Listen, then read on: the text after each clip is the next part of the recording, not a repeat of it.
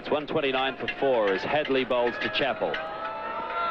Shot and all through the gloves of Ian Smith. It's running away down towards the fence. John Morrison is giving chase. That's 4. Now, what does Fred Goodall signal? 4 runs, so that's a chance that Ian Smith has put down. Here's the shot. Good bouncer. On to Chappell very quickly. Hits it. Smith. 4. Short, hooked away, and not very well hit by Greg Chappell, but he gets a single as it goes onto the leg side. It was a no ball called. Greg Chappell is 38 and now becomes the 2nd highest scorer for Australia in Test cricket. Snedden to border. Short cut, good shot, 4 runs. So it's Troop continuing from the southern end to Chappell, who's on 83. Short, hooked away in the air, and will Martin Snedden get to it? No, he can't. That's 4 runs. Just tucking it off his hips, very fine, and Martin Snedden's got another chase on his hands, and he won't get there. Chappell 91. Short, it was a no ball, and he's hooked it away, and that's 4 runs.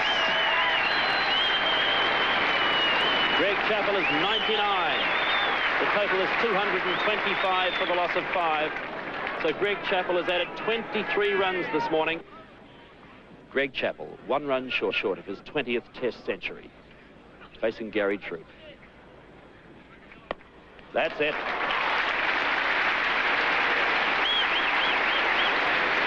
And the crowd rise to this great Australian batsman.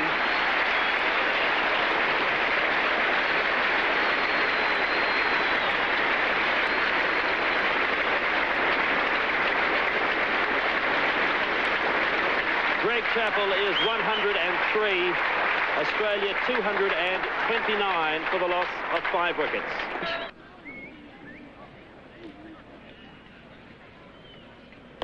And there it goes again, over mid-wicket, the same shot. It's 4 more.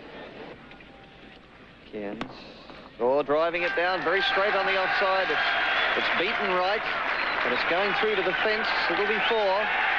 Strong shot from Chappell, although he timed it perfectly. Didn't seem to hit it very hard. Bouncer gets a top edge, going down to Gary Troop. It's over in for 6, though.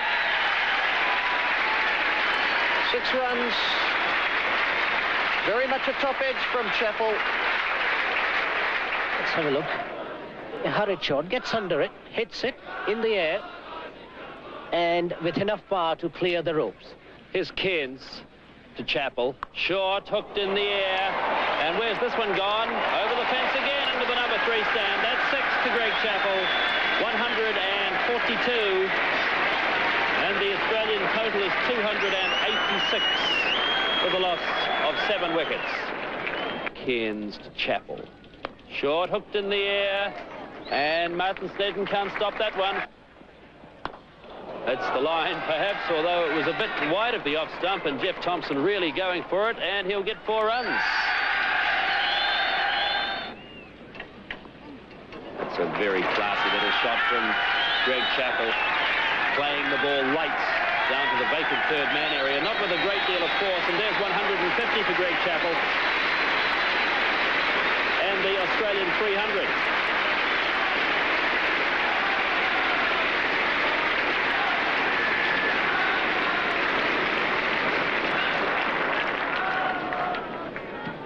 Coney to Chappell, sweeping in the air, but Martin Crowe can't get anywhere near it. That's 4 runs.